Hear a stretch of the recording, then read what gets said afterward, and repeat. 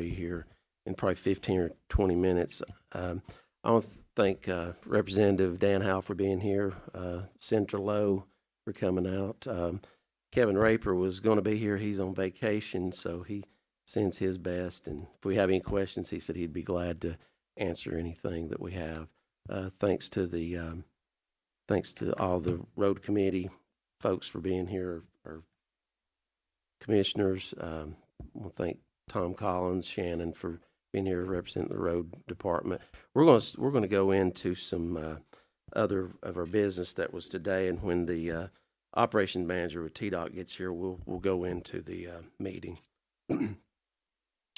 Like I said, I want to thank our county commissioners for being here today. I'm Chairperson Tim Mason for the road committee today, and I'm going to ask if we can approve the April 5th, 2023 minutes at this time. All ayes have it. Okay. We'll go into the new business part. Elkmont Circle, Eugene Ramsey requests clearing and gravel.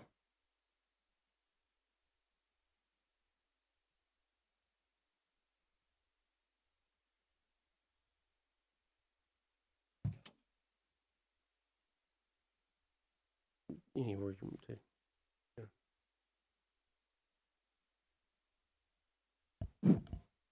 Elkmont Circle is off of Bell Road, and actually there's an Elkmont Circle on the road list, but there's a section of it that was never taken in. It was never developed. I don't remember the footage on it. Do you remember what it is, Josh? No, this is Elkmont Circle. Okay. But anyway, I'm gonna say it's 400 or 500 feet, somewhere in that neighborhood that was never developed. It's similar to what Brad Drive was. You know, it was a road. The only thing is, this is not on the road list. Probably should have been, but it's not. But it's an undeveloped road. Doesn't even have rock on it or anything. So if to take it in, it's going to have to be surveyed, cleared, gravelled at least, if not paved. So whatever y'all want to do on it, we'll do. Of course, you know, we don't have it in the budget to do this.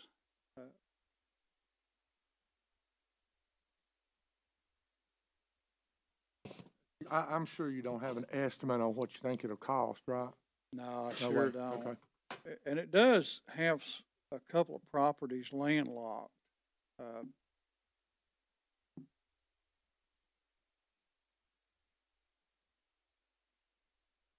It's not on the road list now. This one's not. That section is not. Well, the only thing we can do is have them to bring it up to code and pass accept it as a road. Right. Right. The thing is, I don't know who you go to ask them to bring it up to standards. I mean, is it the property owners? Do they have to split the cost? I don't know. I'm just asking. Mr. Chairman, I'd like to make a suggestion. We probably get the property owners together and go from that. We're going to have a starting point. So get the property owners and see who's going to pay for it and bring it up. And if they don't want to pay for it, I don't guess they'll get it done. Okay. Go ahead. Hey, Tom, on Elkmont Circle, is that one of our roads since it's got a name? Yeah. Part of Elkmont Circle is. So we're not responsible? You're saying give the cost to the owners? Well, there's a portion. There was only so many feet of Elkmont Circle taken in to the road system. Okay. And there's a portion that was never taken in, and it was never developed. So just the portion that's not ours, that's not developed, is what we're talking about? Yes, sir. Okay.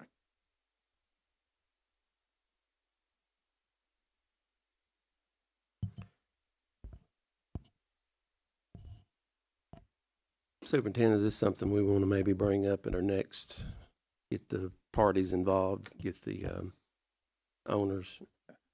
Y'all may want to ride out there and look at it at some point. We can ride out there.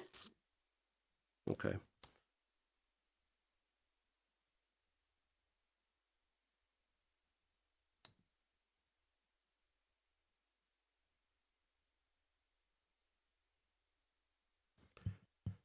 I'm going to take us into old business. Letter A, 213 Mantooth Road culvert update. That's been fixed. That's been repaired. That was, what was that lady's name, Tom? Miss Oldham? That wasn't Miss I- Oldham, was it? I don't remember her name. I know it's the road separating the farm and her property. I think I'm the one that took that kind of Yeah. in, but anyway, appreciate are. that. That's all right. Letter B, Brad Drive update survey. We finally got a survey week before last. It's one of them that there's a portion of the road that is out of the right of way. And we are gonna have to, and I say we, the road department is gonna have to go in there and do some clearing and basically build a section of road within the right of way. But, you know, right at this time, I don't really have the manpower to do it. That's probably a job we're gonna have to do after we stop mowing and paving, when we have the manpower to do it. A fall project. Go ahead, Commissioner. Where's this road located, Tom? Brad Drive. Yes, sir. It's out off of Lower River Road, Okay. you know, where Dean Drive is. It's I just know it's not one of a little mine. subdivision out there on the lake. It's one of those, just like the road we were talking about, Elmont Circle. It was on the road list, but it was never developed. There was never a road there. And when I was road superintendent previously, fella wanted to bring in a modular home, and there was no road there to access his property. So we went in there and we found a few property stakes, and we built a road by that, but it wasn't right. So part of the road is out of the right of way, so we're gonna have to correct that. Gotcha. Moving on to letter C, update on paving at Taylor Elementary and Oak Grove Elementary. All right, that's the one I said I didn't know anything about. I think it was striping rather than paving, right? I think this was the young man that came to our meeting and was asking about striping and striping. Okay, you know, we have that money for striping, but it's not available until July 1st. So sometime soon after the 1st of July, we'll begin striping some roads. We'll try to get you out there with this young man, get a photo maybe with your 4th District Be glad to. commissioners too.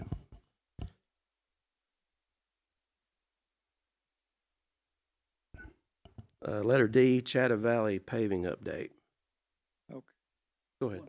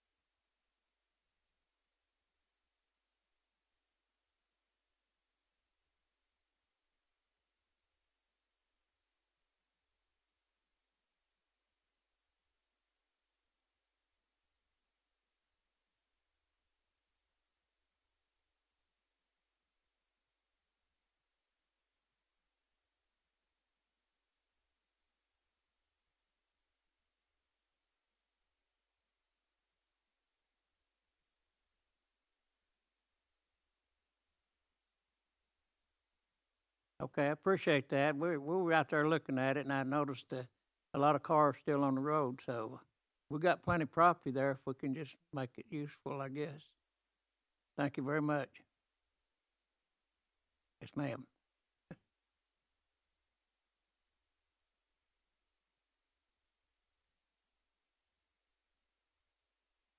We are started paving on it. We've got the first leveling course down. They'll begin tomorrow, paving the turnouts, the county road, where county roads approach the Chata Valley. They'll start paving that, and then they'll sit down and pull the main course. So hopefully we'll be done before July, we're hoping.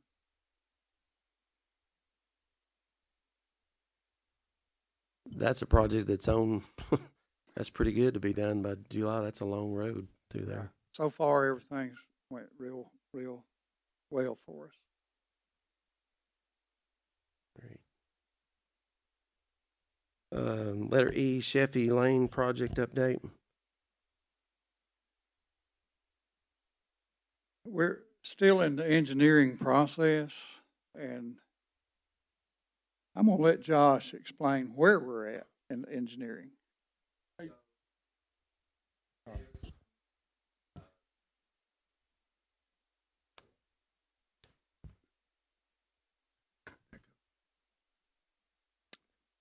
Thanks to Mayor Davis, we got the money extended. So we have hired LJA Engineering, and they have a permit to do surveying, which is going to happen June 26th.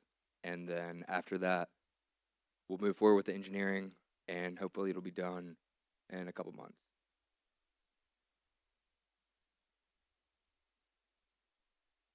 When he says they have a permit, we have to get a permit from the railroad to do about anything if our projects touch their right of way. So that when he says that we got a permit, that's from the railroad people.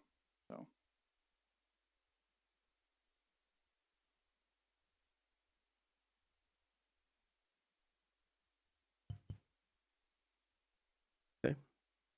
Moving on, Kyle Lake Road and Old Kyle Lake Road TDOT study update. okay, John Collins, the traffic captain with the sheriff's department, did a accident data in study, and he has results on that. So I'm gonna let him explain that one. Okay.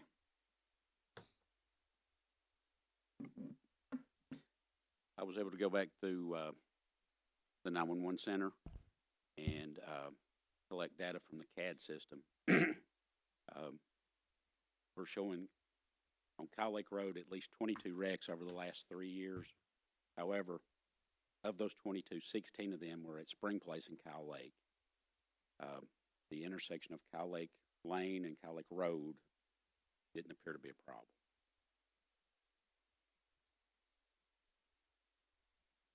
Any questions? Questions? Go ahead. Do we know the severity of the six, I think it was six, that happened at, I think that's Kyle Lake Lane and Kyle Lake Road. Is that correct, Tom? Yes, I was unable to find any exactly in that Yeah. location, that exact intersection. Okay, thank you. So of the of the other ones, like I said, the biggest problem appeared to be Spring Place and Kyle Lake Road going onto State Road.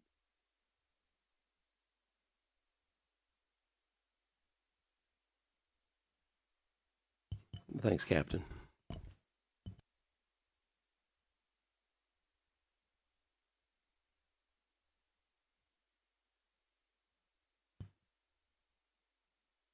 Have any other questions on Kyle Lake?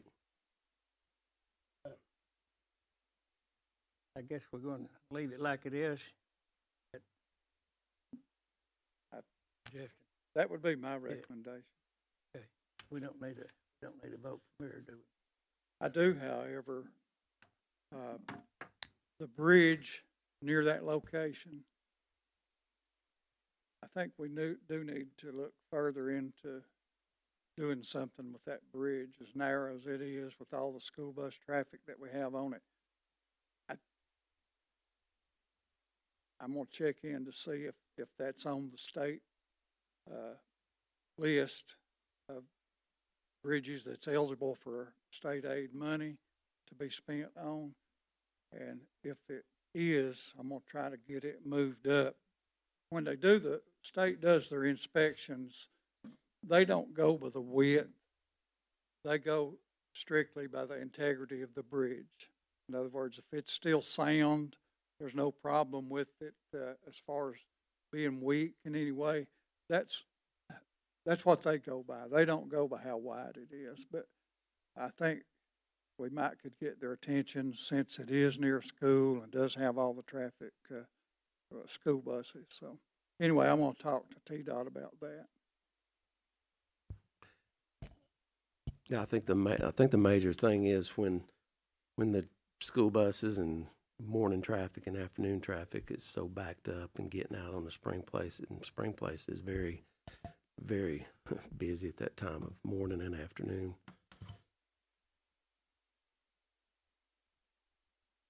Anyone else?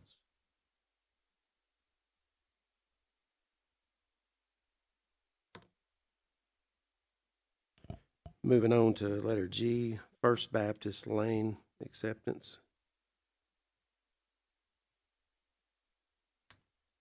First Baptist Lane is a road that's 1,252 feet long.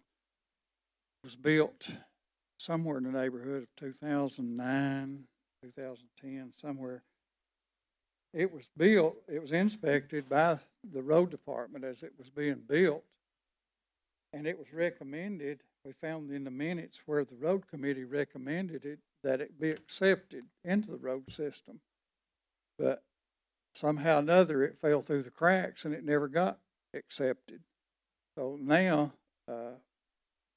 they're wanting to sell lots off of it, which they need it taken into the county road system. And this is a road, off of Urbane Road, almost across from the, farmer's market there. The only thing that it needs, when we've looked at it, it does need a street sign and stop sign. And that possibly could have been why that it was never taken in. Those signs may not have ever been put up. I don't know, the story, why it wasn't, but it wasn't. But my recommendation is it was built, to the subdivision standards, our road standards. My recommendation is that maybe we drop the ball. And I feel like that we need to put up the street signs, stop signs, and take it in.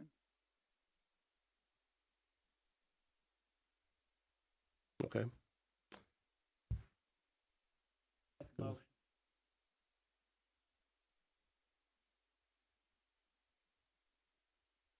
Okay. Second. Second by Mr. Ledford. All those approve? Go ahead, Commissioner. It is.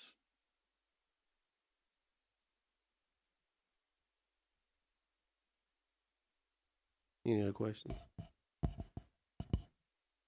All those in favor, say aye. Aye. Those disapprove? Ayes have it.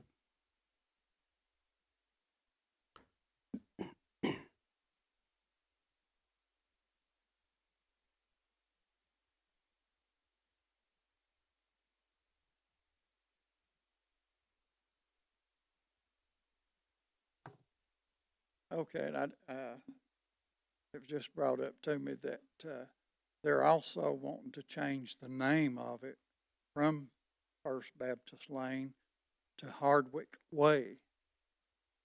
So you might go ahead and then vote.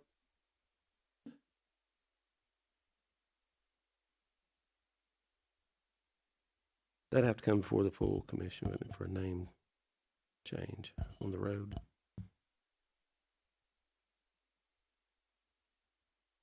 Yeah.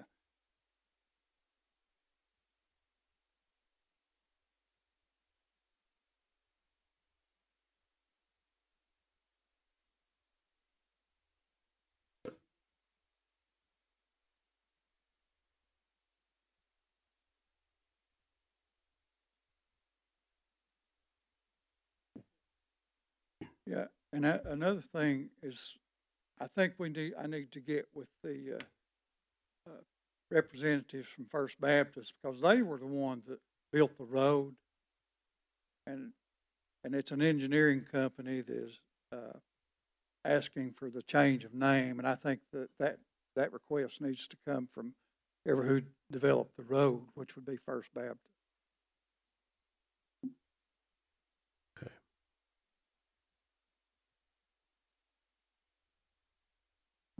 Okay. So I'll get with them and make sure that we have their blessing on changing that, Okay. name. You have something, sir? Yeah, you can come up. Ben Berry, Berry Engineers. So I'm working with the Hardwick family. We're a Stewart family. Just really looking at estate planning, long-term vision, and we realized that this road never was taken into the city, and that's really where we're taking the county. My bad. And that's where this request is coming from. It's more of a cleanup item as we look into planning long-term. They had asked for the name change. So this started with an agreement with First Baptist, between First Baptist and the Stewart family, where First Baptist would build the road, have it dedicated to the county, but it is on the Stewart family property. And I do have an authorization letter from the Stewart family for this request, to request this on their behalf. So I am here on behalf of the Stewart family, which is where the road is located. Okay.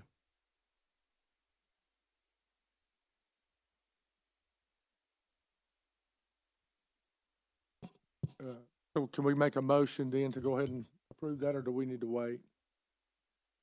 Go ahead.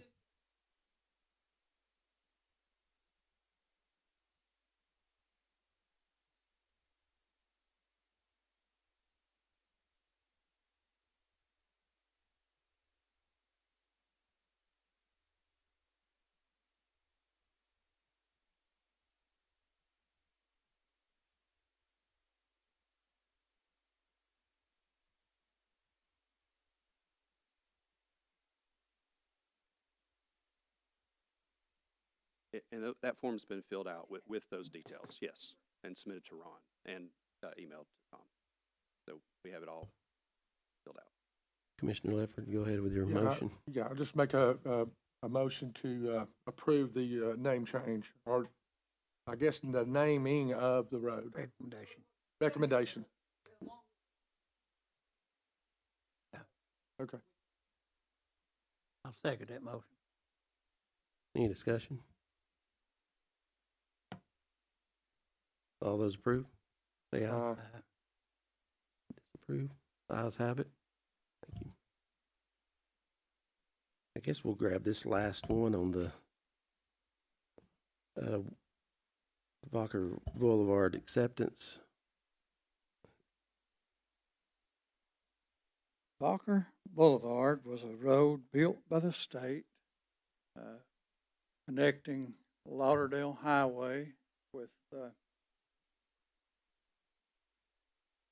old Lower River Road.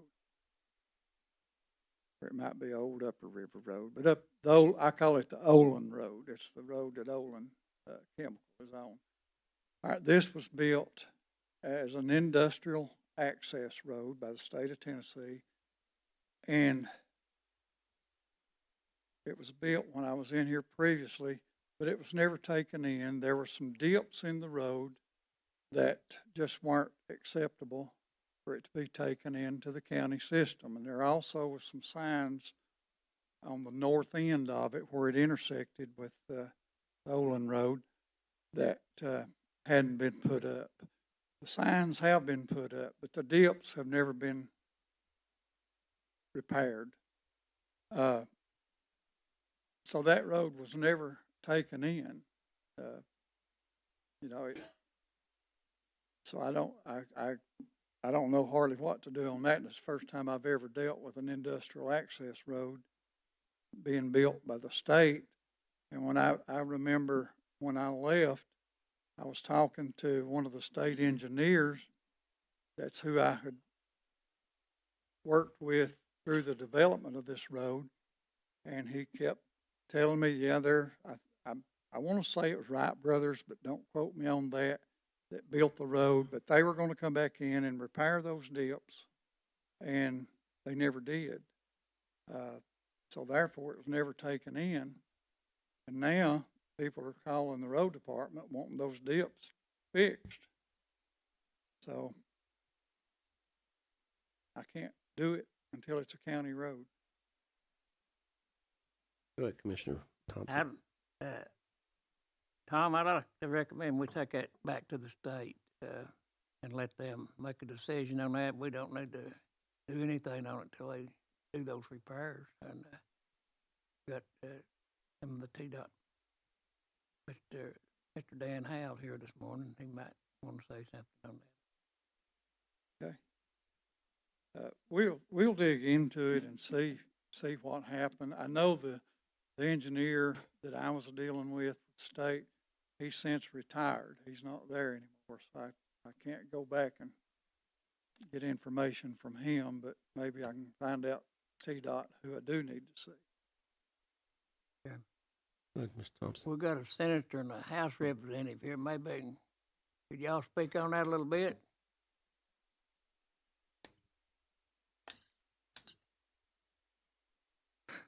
Yes, sir. Thank you. Good to be with you folks today. And Tom is right. I drove that road last week, and I did not expect it, but I hit a dip that caused my head to hit the top of my cab of my truck. It's pretty bad, but we'll talk to TDOT. In fact, we have the operations manager with Region 2 TDOT here with us today to address another matter, but Adam is well aware of that situation now, so we'll talk about that. Okay. Any other business before we double back to the new business? Lori, anything you know that we missed?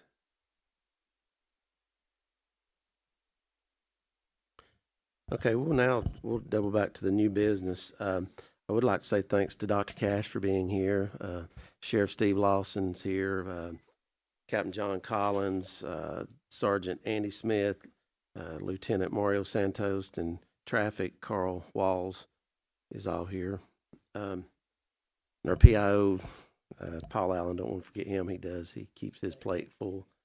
Yeah, I've already called State Representative Dan Howell, and thanks for Adam Lowe, Senator, being here too as well. We appreciate y'all so much.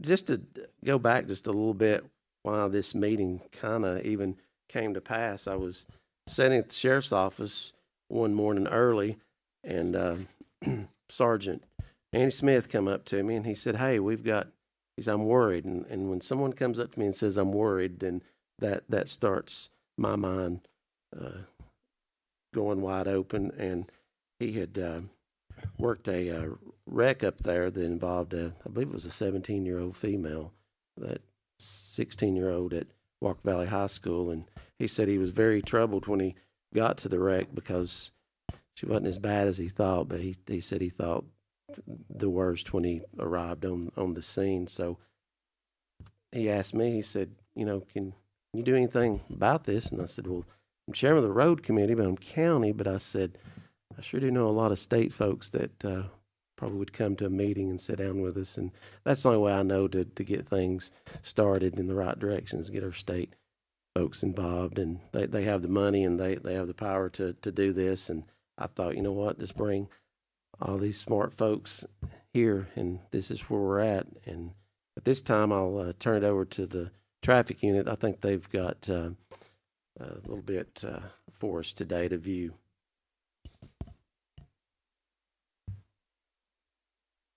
And this is the request traffic signal on Lauderdale Memorial Highway near Walker Valley High School.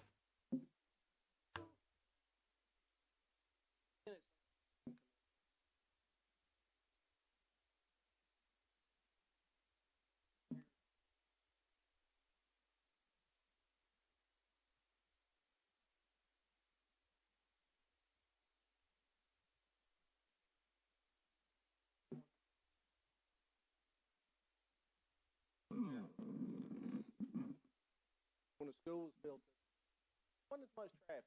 Now we're running, have 1,600 kids up there, have sports events, buses coming in, have Bockers, have Amazon, have GE, businesses going. I don't think the governor made a wonderful thing the other day when he said, hey, we're going to make top priority got the SRO. Just want to do this. I know y'all are going to look at this and go, 7 crashes. In reality, thinking as a parent too, whose child drives 45 minutes to get to that school every day, what do you value the cost of life? Go to these crashes.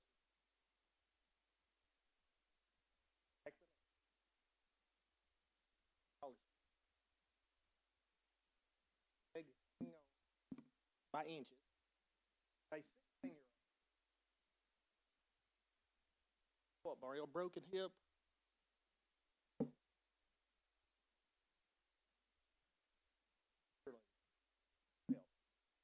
Y'all have been stop signs. It's all about the low water, holes and love. So, I'm going to show you this video. This handout. I'd like to talk to you guys. Everybody's here today. Thank y'all so much. Take a first step and for this safe every day. I promise you, don't want to tell their parents. Back to that. Can't do a red light. Sheriff has some great ideas. Work together better. Go backwards. Mario? Oh, you want to go ahead and do it?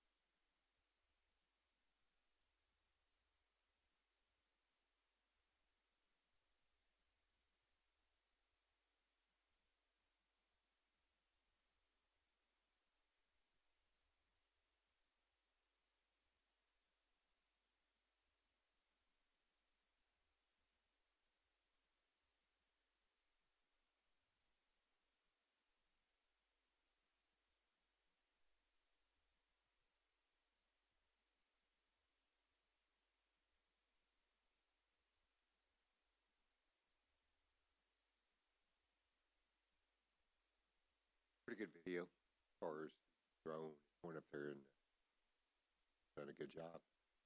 I wanted to speak about what I've saw personally and responded to accidents there involving several kids who went to Walker Valley. Some had even been in my house, knew them personally. Some of the things there, and I think we can't go overboard and you have mixed reactions when you start talking about a red light. But what we need to do is, as I went to the intersection and said myself, I believe we slow those people down. And maybe even extend the 35-mile-an-hour speed zone for the school on up the hill. We need to clear the intersections all the way around, because when you pull out, especially looking up the hill to the east, I guess 60 yards maybe is visibility, see where you see the complete intersection. You're blocked until you see that. Doesn't make sense to me to beyond the school on the west side, going toward the interstate, slow it down to 45, but coming off the hill be 50. So I think we can look at all of that. I went down Menace Road, and Tom probably knows about this. Menace Road going toward Benton Pike, coming from 64. There's not speed humps, but there's some kind of notification that you hit to notify you, along with some warning lights, the intersection ahead. It got my attention when I hit it. I think we need to look at those kind of things, and the state's here, Dan's here. We've talked briefly, and the state, I'm not here to put any pressure on, but what I am here to do is this. If we can save one kid or one individual from getting run over there, we need to address it. And I know we can't get a red light there before school, but I think we need to rush it up and do what we can to slow it down, because I believe it would help slow people down, make people more aware. Look, Walker Valley Road is not meant for school traffic. It's not meant for all the traffic that it's carrying anyway. I'll be glad when they get the 4-lane all the way up. And then maybe they will start using that instead of using Walker Valley. But Walker Valley is a cut through. And listen, we have to slow people down.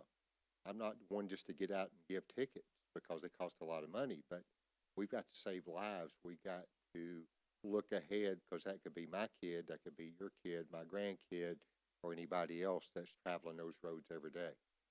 So as the leader of the sheriff's office, and they're here, I would ask that we look ahead and we work with the state, work with everybody, the road department, the state. I think it needs to be clearly marked on both sides. If that's our job, I don't know. But to stop coming out of Walker Valley Road, make sure they stop, because I've seen a lot of rolling stops and not stopping.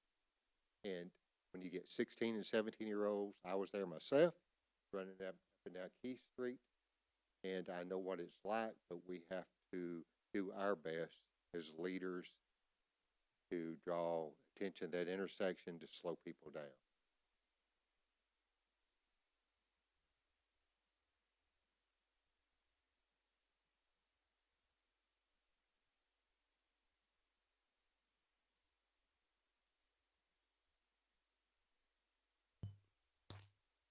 Dr. Cash?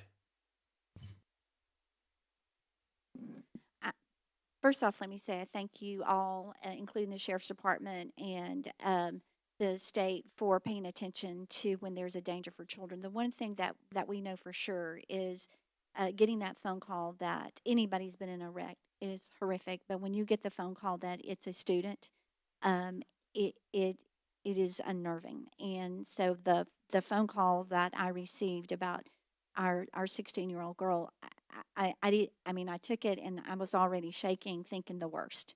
And what we do not want is any accidents, but we definitely don't want the worst. I know that the speed signs are there. I do think those need to be reduced all across that road because of the traffic. But also, you got to remember, school may be out hour-wise, but those kids are still on that campus. They have football practice, cheerleading. That campus is full probably until about 9 o'clock at night, and sometimes later. I think the more attention we can put to at least for now slowing it down while we look at a traffic light would be beneficial for all. But I think it's the entire road, if you really want to know the truth, because when I drive it, the speed that's coming through there is if you put 35, they're most likely going to be doing 40 or 45. If you do 20, they're going to be doing 35. So I think we need to really pay attention. And I just talked to Representative Howell about the strips that actually cause the rumble. I'm not sure what those are called, but anything that can help this traffic slow down and put kids at more awareness. I would love to talk to the sheriff about doing some traffic awareness things at the high school itself for those drivers. those student drivers, but just appreciate any support that you guys can give and that TDOT can give us, because the last thing we want is another phone call. Thank you.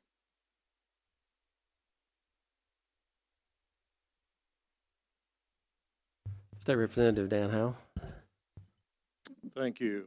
Thanks for shining a spotlight on this intersection. A little background, if you recall, I believe it was about 6 years ago when we had a rash of accidents. Some of them were fatal at that intersection. And all that was there was a stoplight coming off of Lauderdale Highway. I'm sorry, coming off Walker Valley Road. So there was nothing there to warn drivers. Sight lines continue to be a problem. But reached out to TDOT. They were very helpful and continue to be very helpful. And that's why the operations manager is here today for Region 2. But as a result of that study, we met out there one day. There was a whole crew, and I don't know how many, but a bunch of folks. And that study resulted in a flashing light, the rumble strips, which you saw on the video, coming off of Lauderdale, and then an oversized stop sign. If you've driven that intersection lately, there is a huge oversized stop sign, maybe twice, 3 times as big as a regulation stop sign. So those measures did help. I think the traffic reports would show that the accidents have gone down. However, our situations have changed. Bradley County is growing. We have much more industry out there than we had before. And so we're seeing more accidents, as the one referenced earlier, that happened, a near fatal accident just a few weeks ago. So I appreciate TDOT being here today to listen, and I'm sure that Adam Castile, who is the engineer and operations manager for Region 2, would be glad to maybe address the group and answer any questions that you may have. Thanks, Adam, for being here. Adam Castile, Director of Operations for TDOT here in Region 2. First, apologize for my tardiness. That was completely on me. I had a misunderstanding of 2 conversations, and I merged them, and they shouldn't have been merged, so that was on me. Chairman Howell spoke about the history. Been dealing with this for at least 10 years. We've done several maintenance activities out there to try to clean the area up a little bit. 2015 was the full study he mentioned that implemented a lot of additional oversized signage and flashing beacon and speed bumps and or speed strips and stuff like that on the Walker Valley side. We're more than willing to continue to look at this and have discussion with anybody that wants to be involved in this and can help us work our way through it. There are a lot of we have done a lot of studies beyond just that 2015 full study. We actually did another speed study and traffic count, turning movement, all those sorts of things to check the traffic signal option again. That was March of this year, so just recently, and they still don't warrant. We are obligated to follow the Manual on Uniform Traffic Control Devices. That's a federal document that the state legislature has adopted into state law.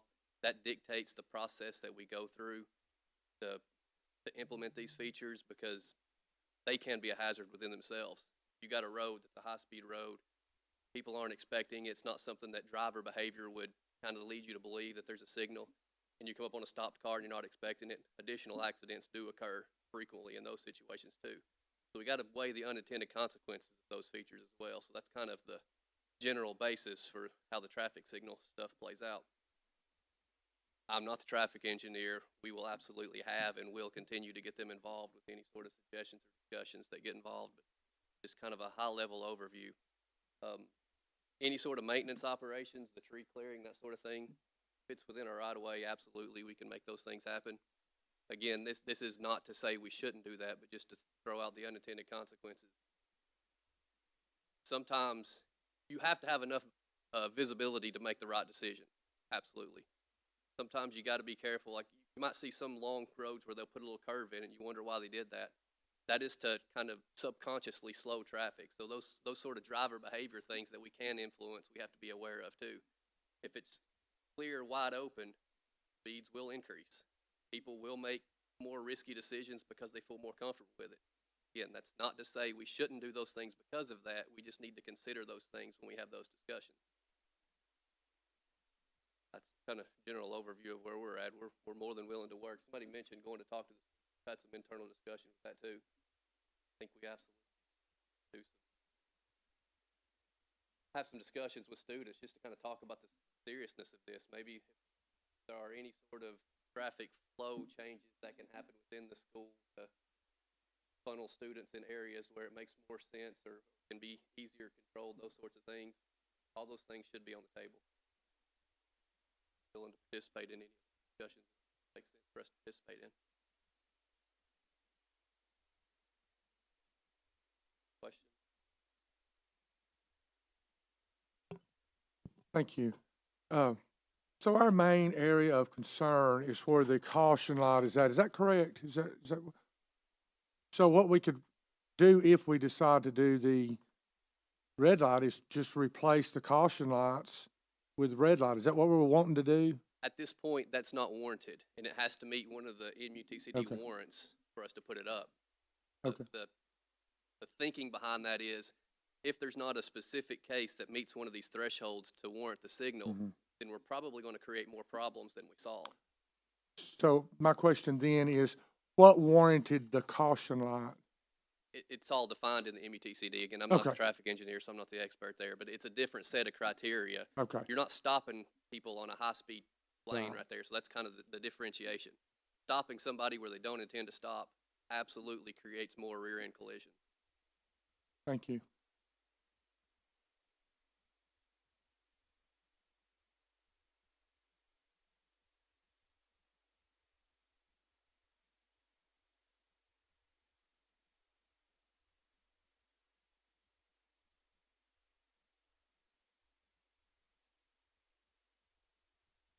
So put my disclaimer here, I'm not the traffic engineer, so I'm speaking a little out of my realm here, but generally speaking, speed studies dictate speed limits. Geometry, obviously, if they can't navigate the curve at those speeds, then you can't do that, but driver behavior, on the whole, will kind of show those situations. So take this with a grain of salt, but we'll go out and monitor speeds for a period of time, and I think it's the 85th percentile speed is kind of where the speed limit should be, because you don't want to artificially lower the speed and then 5% of your cars are going 20 mile per hour less than everybody else who are driving by natural behavior. Again, unintended consequences, you're going to have that speed differential is going to cause issues. So typical speeds of people driven in the area factor into what the speed limits are, and most of that's subconscious driver behavior. If the issue is beyond the 55 mile per hour speed limit,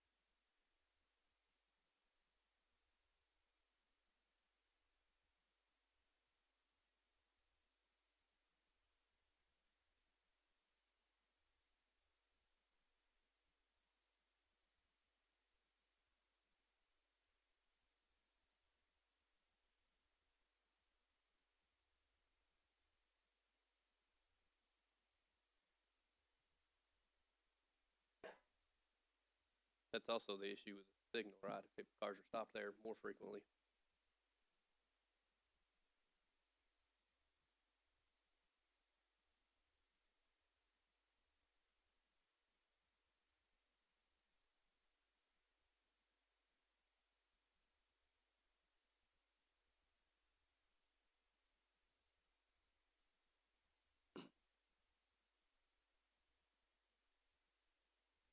It has nothing to do with the cost of the signal.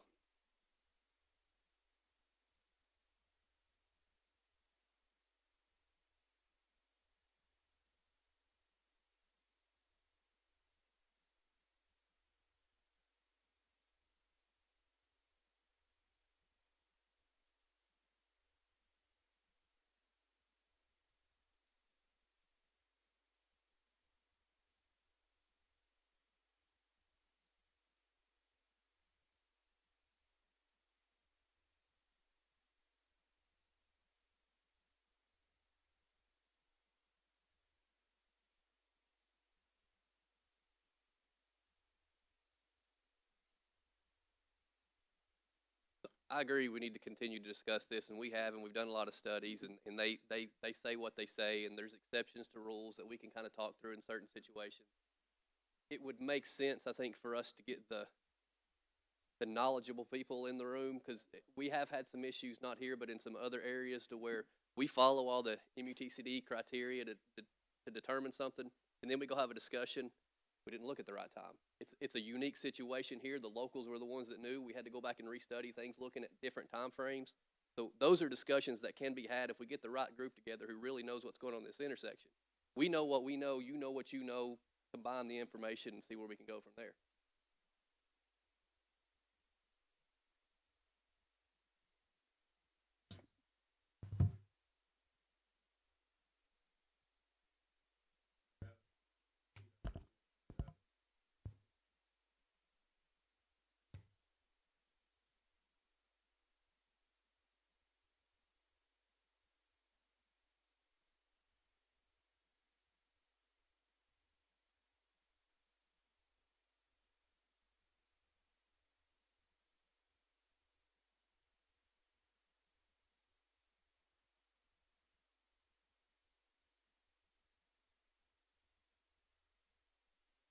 Absolutely. Absolutely. We'll come back together on another meeting. Senator Lowe. Thank you, Mr. Chairman. I just want to take this opportunity to say that I know Representative Howell and I get a lot of traffic calls, and we have a lot of correspondence back and forth with TDOT. They've also been very, very accommodating anytime we've had those. Sometimes those calls come in like little drips. There clearly some people have an issue. This is one of those areas where it's not a little drip, it's persistent. And as we look for the study, what I want TDOT to consider is kind of what Mr. Collins said just now. And I have children at that school, just like these guys do, that drive that corridor.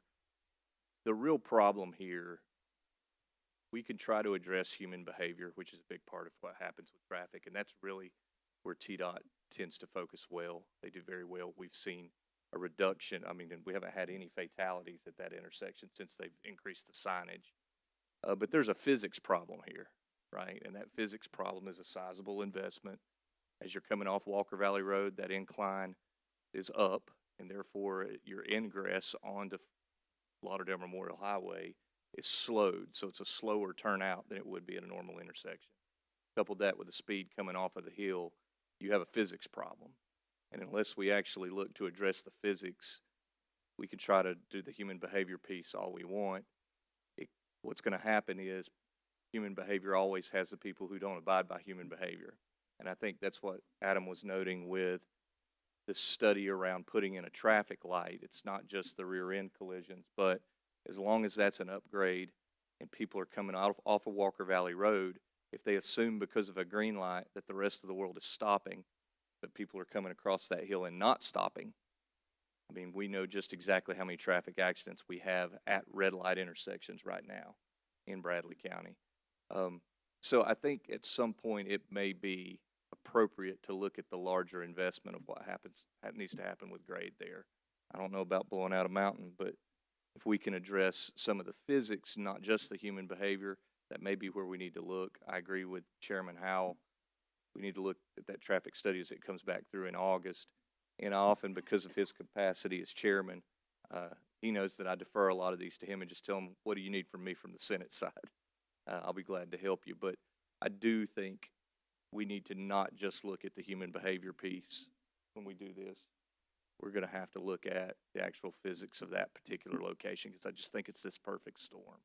And I can appreciate all the wonderful federal codes that dictate a lot of those things, but we know that that's addressed to the rule, and this may be the exception to the rule in that spot. And we're in a position now to maybe we can help with a more sizable investment there. I don't know. I'll defer to the study, and I'll defer to Chairman Howell going forward. He'll tell me what he needs from me in the Senate level. But again, with kids at the school, been very sympathetic to what happens in that corridor. So I appreciate you guys looking at it and having a conversation. Thank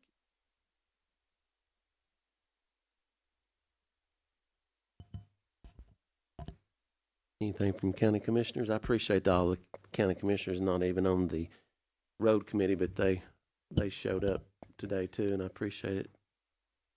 Commissioner? I'd just like to thank the Bradley County Sheriff's Department for the job you're doing. Anytime y'all see a problem out there, bring it to us. Bring it to us. First, bring it to you, Sheriff, and then bring it to us. Let us know. This is good. This is really, really good. What you're doing is good for our county, and we sure do appreciate you. T-Dot, thank you so much for coming, young man. We appreciate you, what you do, your knowledge, who you can get up there, get this thing fixed, four-way stop. Might need to happen before school starts, and then figure out the problem later. But just get something done. Thank y'all so much. Dan Howe, thank you, sir.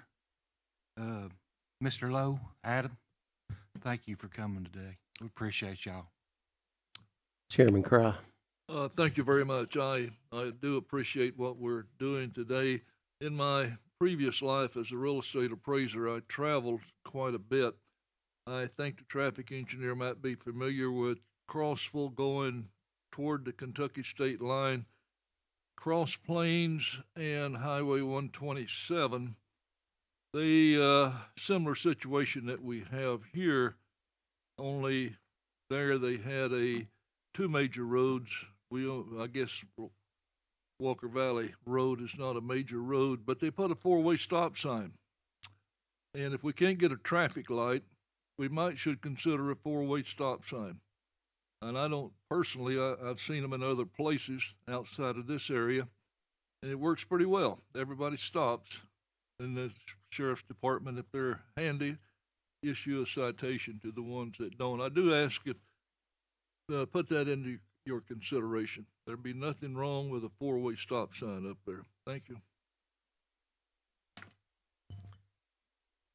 I want to thank Superintendent Collins. I think he met up with TDOT somewhere between there. I went up there Thursday or Friday, and it looked like TDOT had cut back some of the area on the hillside. Still a problem, but it did help to get some of the trees and stuff cut back.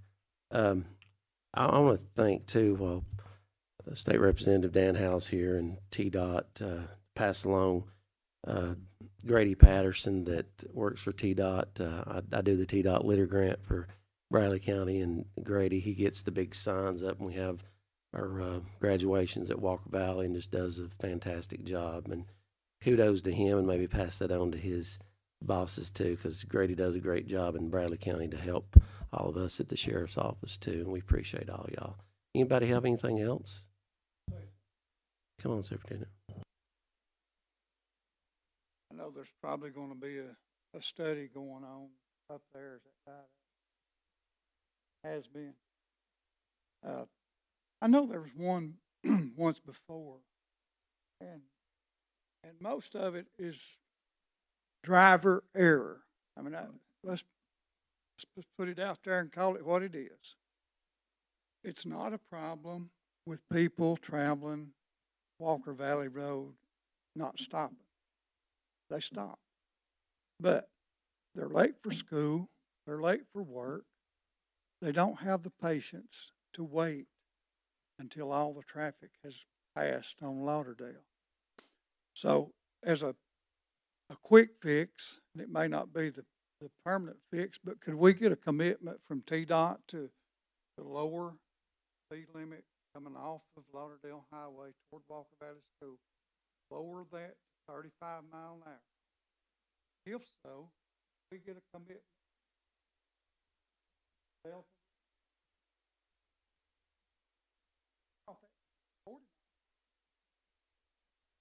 I don't know. Worth use if they have no.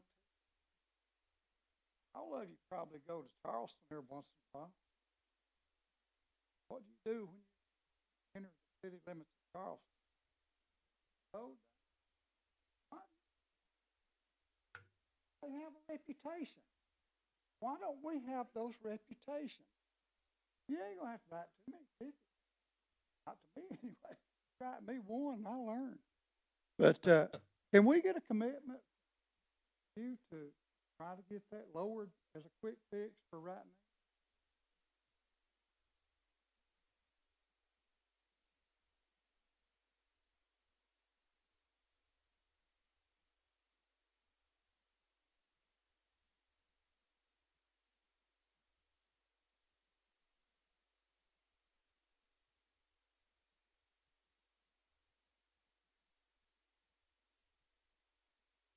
But we need to do something, and I think,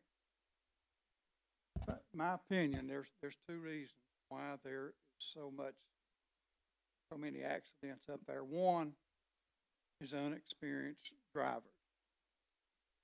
They're young, they're late for school, they have no patience, and I'm not saying that's what caused any of the wrecks, but that's my thinking, my guess. I had a niece. Her mother and dad bought her a little sports car to drive to school, and she let it sit. She rode the bus, and they asked her, said, "When are you going to drive that car?" She said, "I'm not a good driver yet." And I wish a lot of our students had that attitude right now, to realize I'm not a good driver yet. People, I've seen so many, I haven't seen them personally, but there's been so many young kids killed up in the Charleston area. Frontage Road, we had two just real soon, one after the other. One at Sheffield Lane. These are all young kids.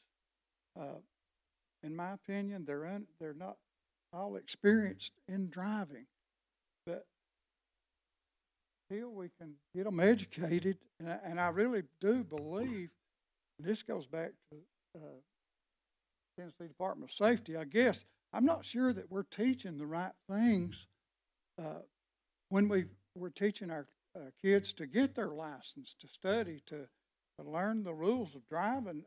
I don't think there's hardly any kids out there that knows what a solid white line is, solid yellow line.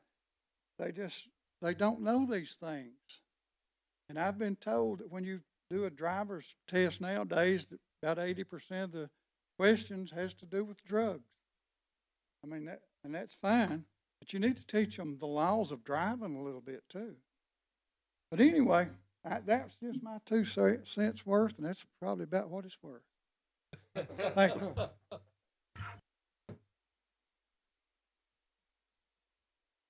Maybe have THP maybe put a word in for them too. Yes, I just want to